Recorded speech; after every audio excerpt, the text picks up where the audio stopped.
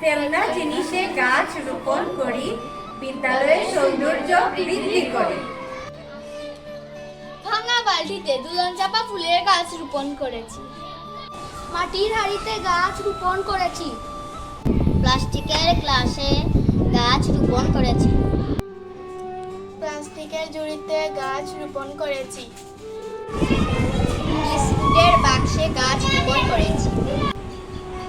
চকলেটের বয়ামে গাছ রোপণ করেছি। বিস্কুটের বয়ামে গাছ রোপণ করেছি। বিস্কুটের বয়ামে গাছ রোপণ করেছি। পানির বোতল ছিদ্র করে গাছ রোপণ করেছি।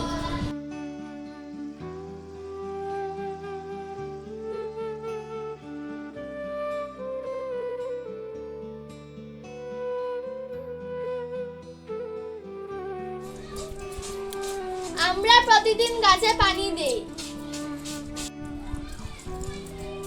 আমরা প্রতিদিন গাছে পানি দেই। আমরা প্রতিদিন বিদ্যালয়ে আগাছা পরিষ্কার করি।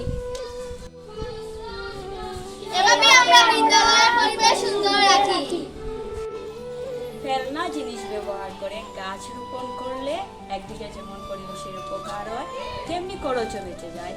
ঘরে বা বারান্দায় সবুজের সমারোহ তৈরি হয়।